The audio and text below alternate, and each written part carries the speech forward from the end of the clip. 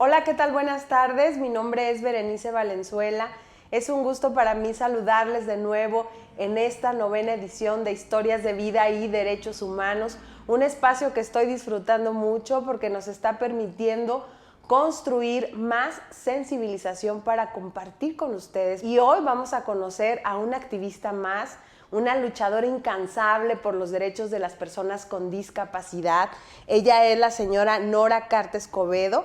Ella es presidenta de Padres Activos por la Discapacidad AC. ¿Cómo está, señora? Bienvenida. Muchas gracias. Muchas gracias por este espacio. Gracias de verdad por abrirle su corazón a la Comisión Estatal de Derechos Humanos en este espacio que busca que cada uno de nosotras y nosotros estemos constantemente conscientes de lo que vive cada grupo de seres humanos por el reconocimiento de sus derechos. Dicen que no entendemos al 100% la situación de una persona hasta que lo vivimos como tal. Entonces, este espacio busca que sin ser necesario que vivamos alguna situación de discapacidad al interior de nuestros hogares, estemos completamente empatizados con esta condición de discapacidad y seamos cada vez más conscientes de la necesidad de que todas y todos tenemos una responsabilidad desde alguna actitud, alguna forma de pensar o de actuar hasta pues ser respetuosa de muchos espacios que existen para las personas con discapacidad. Pero hoy vamos a conocer el testimonio de la señora Nora Carte, su historia que dio origen a esta asociación. Platíquenos, señora, ¿quién es la señora Nora Carte? Bueno, antes que nada, decirles que el darle origen se fue dando, ¿no? Nació mi hijo con discapacidad múltiple, Fernando. Durante años estuvimos batallando en las terapias, en la escuela, y no batallando con él, sino batallando con la sociedad, hasta con la misma familia, darme cuenta que darles ese entendimiento de lo que era una discapacidad, como la de Fernando, porque a veces son las más difíciles, porque él, si lo ves, pues no parece con discapacidad, ¿no? Es hasta cierto punto invisible hasta que empieza a hablar o empieza y empiezas a observarlo mejor. Entonces, decirle a la sociedad y en general, familia, a todos, hablar de una discapacidad de este tipo se lleva muchísimo tiempo, se lleva muchísimo hígado y muchísimo corazón, ¿no? Entonces empecé a involucrarme con las actividades del CAM, empecé a involucrarme con actividades de la Secretaría de Educación, con la red de padres, que no era en aquel tiempo, no era algo formal, pero que me regaló muchísimo, que me dio muchísima experiencia para poder sensibilizar, hablar con otros padres de todo el estado, hablar de toda su situación, de cómo la vivían, de la soledad en que viven muchos padres. Yo les decía, híjole, nos estamos enfocando mucho en los hijos con discapacidad, pero estamos abandonando a la parte cuidadora. Sí. Estamos abandonando a los tutores, ¿no? Entonces, eso a mí me llevó a abrir mi asociación, más que impulsada por mis hijos, porque pues lógicamente fueron los primeros que me impulsaron, pero yo aprendí a impulsarme a mí misma, ¿no? Que mucha gente al principio me decía, ¿cómo? ¿Lo haces por ti, no por tus hijos? Bueno, lo hago por mí, porque me tengo que querer para poder querer a mis hijos, porque si yo no me quiero no puedo dar lo que no tengo, ¿no? Claro. Entonces empecé a capacitar a papás, a decirle a los papás, tienes que aprender de lo que es el diagnóstico de tus hijos para que sepas cómo tratarlo y cómo estar tú bien y tener esa paciencia, esa tolerancia. No todos los padres lo tenemos, aún teniendo hijos con discapacidad, no todos los padres tenemos esa capacidad de tolerancia o de paciencia, porque luego no sabemos, es algo desconocido para nosotros, ¿no? Empecé a vincularme con con varias instituciones. Okay. El Seguro Social me abrió mucho las puertas en esto, me ayudó mucho, me apoyó muchísimo, y así la Secretaría de Salud, la Secretaría de Educación, me empezaron a abrir las puertas para hablar con papás, ¿no? Para poder decir, tu hijo canalízalo a autismo, tu hijo lo puedes canalizar hacia síndrome de Down, okay. El tuyo a terapia física porque es motriz, etcétera, etcétera, ¿no? Pero ¿y tú como mamá, tú como papá, cómo estás? ¿Cómo te sientes? ¿Cuál es tu fortaleza? Sabemos que no podemos trabajar muchas veces porque tenemos que estar al 100% con los hijos y nuestra situación económica es muy precaria. Claro. Y por mucho dinero que tengas, terminas en ceros, porque es mucho gastar. Una discapacidad es carísima, aún teniendo servicios gratuitos como lo es el Seguro Social o el ISSSTE o la educación, que es gratuita hasta cierto punto porque hay que tenerle los materiales necesarios a tus hijos. Entonces todo eso conlleva un gasto excesivo. Claro, claro. Definitivamente el pensar entonces en el autocuidado de mamá y papá o cuidadores. Así es. Creo que esa parte es muy poco explorada y exactamente. Pocas veces se preguntan, ¿y tú cómo estás? No, nunca, nunca.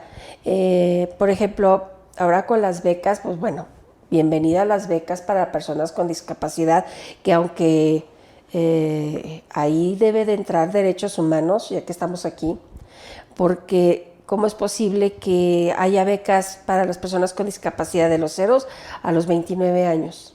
Y los de 30 en adelante, no todos pueden trabajar, no todos pueden tener un oficio. No es mucho y es mucha ayuda, sí. Claro. Pero les está faltando, hay un hueco muy grande en ese sentido, ¿no? Yo platicando con un político me dice, ¿qué te parece? ¿A poco no es una excelente idea para que tengan tus hijos dinero? Sí, pero me estás preguntando a mí, mamá, ama de casa, que lo está sobrellevando. ¿Me alcanza lo que me estás dando?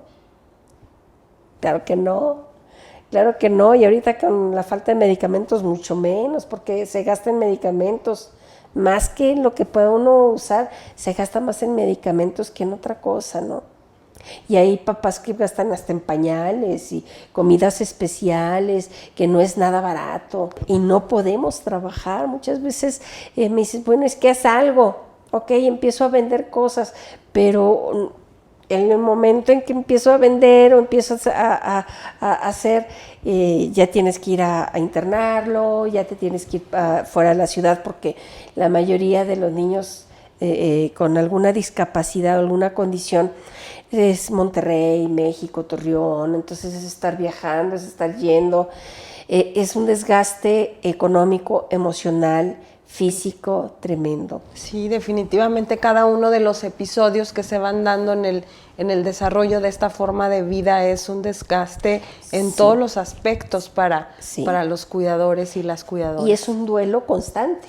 El primer duelo de la aceptación y luego viene el duelo de que ya no es un niño, ya es un adolescente, y vienen otros miedos diferentes, y luego el duelo que ya es un joven adulto y vienen otros miedos diferentes. O sea, tu vida como padre de hijos con discapacidad es un duelo constante. ¿Cómo sobrellevar ese duelo? Pidiendo ayuda, sí, pero no siempre se puede, o no siempre los padres tienen algún conocimiento de que hay algún lugar donde los puedan atender a ellos. Exacto. ¿Sí? Un lugar donde, a ver, papá, ven, tu hijo lo vas a dejar en la escuela y ven para procurarte a ti como papá, para que tú mentalmente tengas una salud integral. Falta completamente una política pública para cuidar a los que cuidan. Exactamente. Falta un presupuesto para los cuidadores. A mí me están dando presupuesto para mis hijos, pero yo como ama de casa, ahorita un solo sueldo sea, necesitas un sueldo de más de 50,000 pesos mensuales para poder sobrellevar, ¿no? Y la verdad es que ahorita no hay esos sueldos ahorita en ningún lado, ¿no? Entonces, un solo sueldo no alcanza. Y la madre o el padre, el que la hace de cuidador, no tiene ese tiempo para sobrellevar otro trabajo. Y te estoy hablando de un hijo, pero los que tenemos más de uno, en mi caso yo tengo 2. Conocí un caso de nombre de Dios que tiene hasta 8, una familia. Entonces, ¿te imaginas? No, se triplica, cuadriplica el trabajo. Sí. Mental, físico, emocional, todo, ¿no? Sí, definitivamente que todavía nos falta mucho por visualizar todas las necesidades de forma integral de una persona con discapacidad. Porque bueno, estamos ahorita visualizando a la persona con discapacidad. De hecho, hablar de derechos humanos de las personas con discapacidad va enfocado a la persona con discapacidad. Pero esta red de apoyo que evidentemente ellos y ellas necesitan, muchas veces no es vista, y no es vista desde esas necesidades que nos comparte desde su propia vivencia, señora, y que entiendo entonces esto dio origen a esta asociación. Así es, el ver que somos, ahora sí que las tras bambalinas, ¿no? El artista es la persona con discapacidad y detrás de cámara estamos nosotros los cuidadores. La persona con discapacidad normalmente son personas felices, son personas que dicen, están en su mundo, sí, pero ellos tienen una inocencia bárbara, sus problemas son fuertes dentro de ellos, ¿verdad? Así como lo viven ellos. Pero con un apoyo emocional de las asociaciones que existen tan hermosas y tan bien estructuradas que hay para ellos, hay mucho apoyo, hay una red de apoyo tremendo y fabulosa. Pero volvemos a lo mismo, el padre de familia, el tutor o el cuidador no tienen realmente un apoyo emocional real e integral.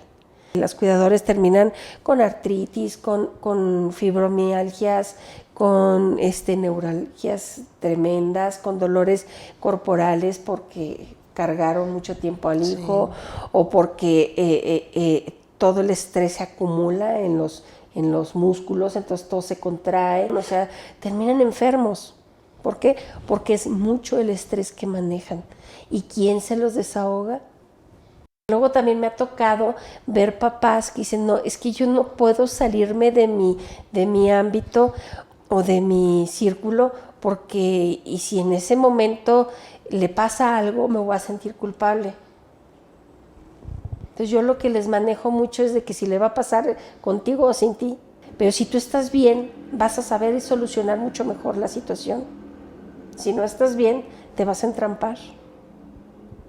¿Cuántos papás, cuántos cuidadores hay que tienen que internar a sus hijos durante meses? Y nada más es un papá el que cuida en hospital. ¿Te imaginas 24/24 con un enfermo? Es algo, y lo digo por experiencia, es algo desgastante. Completamente. Y yo entiendo también la parte externa de la familia que a veces no se involucran como debe de ser. Lo entiendo porque es mucho el miedo. No cualquiera se atreve a cuidar a una persona con discapacidad porque no es fácil. Así es. Y bueno, desde la asociación, ¿qué acciones ha emprendido? ¿Cómo trabaja hacia con los papás? ¿Qué es lo que encontramos en la asociación? Pláticas. Yo ofrezco a todas las escuelas regulares y no regulares, escuela para padres, hablando de mi experiencia, una capacitación a los padres de familia, de sensibilización a padres. Ofrezco conferencias, ofrezco de que si llega algún padre a pedirme ayuda, lo escucho, se escucha él mismo, ¿sí? O ella misma, y lo canalizo. y porque no soy psicóloga ni soy psiquiatra, y no, o sea, yo te puedo ayudar en base a la experiencia, ¿no? Te puedo decir, a mí me ha funcionado y a mí me ha servido, y el escuchar, a veces con que nos escuchen ya es un paso gigantesco. Claro. ¿Okay? Entonces a ti te puedo canalizar en cierta parte en la protección de la mujer, etcétera, etcétera, ¿no? Voy canalizando. Yo ofrezco la canalización para ayudar. Okay. El acompañamiento, por ejemplo, hay mamás que llegan y me dicen, es que mi bebé tiene 5 meses y todavía no sé cuál es su diagnóstico. Entonces, acompañarla con los médicos para que la capaciten con su diagnóstico y la madre pueda atender a su hijo como debe de ser, ¿no? Así es. Antes había un tabú con eso de los doctores, de que no, la mamá no debe de saber exactamente cuál es el diagnóstico. Es más, hasta nos prohibían meternos al internet. ¿Ah, sí? Sí, porque no van a saber. Yo creo que pensaban que íbamos a saber más que ellos, jamás, ¿verdad? Yo le decía a los doctores, es que si nosotros aprendemos de lo que es el diagnóstico certero de nuestros hijos, podemos trabajar en equipo médico, escuela y padre de familia. Entonces es un triángulo maravilloso. Claro, entre mayor información, mejor, ¿verdad? Están en posibilidad de tomar las mejores decisiones. Luego sabemos, bueno, Durango ya ha crecido bastante, pero quizá a lo mejor a usted le sucedió cuando el diagnóstico de sus hijos, que tardaron muchísimo en recibirlo, fueron aquí, fueron y nos allá. daban 20 diagnósticos por niño, y había en aquellos tiempos, pues hace 26 años, hubo un médico que inclusive me dijo, no, dice, no te encariñes con él, te va a durar 2 meses. Ay, Dios. O sea, no había sensibilización en los médicos de ningún tipo. Era muy raro el médico que realmente tendría tacto para decir. Se nos decía, no va a servir para nada. Me tocó escuchar médicos que les decían a mamás de niños, de hijos con síndrome Down, no, estos niños no sirven para nada, no hablan, no hacen nada, o sea, olvídalo, vas a tener un bebé toda tu vida en tu casa encerrados. O sea, ¿qué tal? Ese era nuestro vivir. Ahora ya ha cambiado mucho, Sí. Que sigue habiéndolo. Sí. Seguimos luchando con eso porque es abismal, ¿no? Pero ya ha cambiado un poco más, ya hay más comunicación, ya los médicos ya se prestan un poco más a comunicarse con uno. Esa es la parte médica, pero falta la parte legal, falta la parte social, falta la parte familiar. O sea, nosotros vivimos en un mundo muy distinto al que una mamá con un hijo por regular tiene, ¿no? Nace el bebé y todo es felicidad y todo el mundo llega, ¡ay, qué hermoso! Y felicidades. Y nace un niño con discapacidad, cualquier tipo de discapacidad, y lo primero, ¡ay, pobrecito niño! ¡Ay, inocente mamá! Yo les digo mucho a mis papás cuando me dicen, es que a mí me dicen mucho, ¿qué cruz estás cargando? Y yo les contesto, ¿y cómo saber si no soy yo la cruz que carga a mi hijo? ¿Verdad? O sea, sí, no es al revés. O igual cuando dicen, ay, es que tienes angelitos. Si los conocieran, de angelitos no tienen nada. Son seres de luz. Ya estaría electrocutada, crean. O sea, no, son seres humanos, ni son seres de segunda, ni de tercera, ni de cuarta. Son seres humanos como tú, como yo, como cualquier persona, con los mismos derechos, con las mismas obligaciones.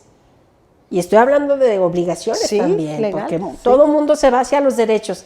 Y las obligaciones se nos olvidan. Exactamente. En mi casa, a mi hijo Fernando le toca recoger la ropa sucia, le toca recoger su cuarto, le toca hacer las cosas que le tocan porque así debe de ser. Sí, y tiene que aprender a respetar las autoridades en casa, fuera de casa, porque yo no soy mamá eterna. Para eso también es una de las cosas que decimos en la asociación y que preparamos la asociación. A ver, mamá, nosotros no somos seres eternos. Sí. Debemos de educar a nuestros hijos con o sin discapacidad como si me fuera a morir mañana. Para que sean autónomos. Exactamente. Y tienen todo el derecho de ser autónomos. En la asociación manejamos mucho también el de que no le tengas miedo a la sexualidad de tus hijos. Híjole, es un tema muy importante. Es cabrosísimo, porque las mamás, no, mi hijo no, no nacen asexuales. Los hijos con discapacidad nacen con la misma sexualidad, ni tienen el líbido más alto, ni más bajo, no, es exactamente el mismo líbido sexual que un joven o que una jovencita cualquiera. Sí, es un tema que es complicado, y pero no le tengan miedo. Háblenlo y platíquenlo. No me va a entender, claro que lo entienden, porque lo sienten. Ahí está el mensaje, ¿verdad? ¿Cómo vamos construyendo esta conciencia? Sobre todo, mamá, papá, que tenemos a lo mejor nuestro hijo con alguna discapacidad. Creo que esta necesidad de protección se aumenta al 100%. Sí, es sobreprotección. De tenerlos completamente cobijados. Y bueno, pues no hablemos de sexualidad, no hablemos de que va a salir solo a la calle, no hablemos de que va a tener un trabajo. Así es. Hay algo que yo siempre les digo, no me digan, porque la mayoría de los padres dicen, les digo, los hijos son prestados, ¿eh? No, mi hijo con discapacidad es mío. Fíjense que no es suyo, es prestado. Y si mi hijo de repente me llega enamorado y que se quiere casar, tiene todo el derecho de casarse, de ejercer su sexualidad, de ejercer inclusive su paternidad, si así lo quiere. Sí. Por supuesto que aquí está la mamá que lo va a apoyar en todo, ¿verdad? Y lo digo porque yo lo aprendí con papás. En Peñón Blanco hay una familia donde llegué yo a dar una conferencia. Y tenía una hija, dice, no, mi hija ya vive con su novio, los dos con discapacidad intelectual, y está embarazada. Le digo, no sea mala, avíseme cuando vaya a tener el bebé. Uh-huh. Y efectivamente me avisó que tuvo su bebé, una niña completamente normal, sin ninguna discapacidad. Y le digo, bueno, ¿y cómo le fue con la maternidad con la muchacha, verdad? Sí, porque a lo mejor ella creía que era una muñeca. No, instintivamente mi hija agarró al bebé en cuanto se lo entregaron y se lo pegó al pecho. Maravilloso, que podamos escuchar esta parte y que lo visualicemos de esa forma, porque de pronto vemos a las personas con discapacidad todavía, lamentablemente, todavía lo vemos así, como personas con necesidad de cuidado. Esto que nos platicas rompe completamente y vamos transitando, a pesar de pues las dificultades y las barreras que son una realidad todavía. Así es, estamos viviendo una etapa de la vida donde es increíble la cantidad de suicidios que hay, ¿no? Sí. Entonces una mamá con hijos con discapacidad pueden llegar a ser madres o padres muy depresivos. Sí, es una realidad. Por la falta de aceptación, lo que tienen en casa, por la falta de apoyo. Ahora, otra de las cosas que hacemos en nuestras asociaciones políticas públicas en cuestión de que la sociedad debe de tener aceptación ya, ¿no? O sea, ya no estamos como para voltear y reírnos, ni burlarnos, ni lastimarnos. De que a mí me choca que me vean con cara de, ay, es que pobrecita de ti, ay, es que cómo la has sufrido. No, la verdad no. Con todas las experiencias que he tenido, buenas y malas, pérdidas de todo tipo, para mí han sido unas grandes experiencias porque son mis mayores maestros. Y si aprendo de esos maestros, aprendo a vivir una vida más positiva. No les digo que toda la vida estoy cantando y sonriendo, no, también lloro y también me caigo y también tiro la toalla y digo, ya no puedo, ya hasta aquí llegué. Pero luego ya digo, no, ya la tiré mucho tiempo, la voy a levantar y ahí voy, ¿no? Pero ¿cuántas mamás no la levantan? Sí. Y ahí se quedan. y encierran al hijo y hasta lo amarran. Y empezamos a juzgar, ¿no? Ay, mamá, papás tan malos. No es porque sean malos, es porque no tienen ese apoyo, porque no tienen esa conciencia de fuera, ¿no? De decir, a ver, tranquila, mira, si a tu hijo lo apoyamos así y a ti así, se evitarían muchas cosas que son falta de derechos humanos a nuestras personas con discapacidad. Pero tenemos que empezar sobre la base, la familia, la mamá, el papá, los hermanos, que los hermanos se involucren. Mi hijo el mayor, que en paz descanse, estuvo súper involucradísimo con sus hermanos. Y nos regaló una vida de sensibilización para con sus hermanos y con otras personas increíble, y toda una misión increíble. Y si no la tomo así, pues me caigo. Claro. Entonces, involucrar a toda la familia con esa sensibilización y decirles, es que no es difícil, es simplemente tenerles amor y paciencia. Es todo, es la clave más fuerte, amor y paciencia. Y para lograr caminar hacia eso, después de que vivimos como un duelo, cuando sabemos de la condición de un hijo con discapacidad, para ver esta luz del amor y la paciencia, es un proceso a veces largo. Larguísimo. Y doloroso. Sí, es un camino lleno de espinas. Y se tiene uno que espinar, y tiene uno que sangrar definitivamente. Pero ya al final, cuando uno solicita la ayuda y se agarra de otras personas con la misma experiencia, se sabe uno que no está uno solo. Así es. Y bueno, pues el abrirnos la mirada con esto que usted nos comparte, señora, y que nos comparta desde esta vivencia del trabajo que ha hecho usted con padres de niños, niñas y adolescentes con discapacidad. ¿Qué es para usted el respeto de la dignidad de esos seres humanos?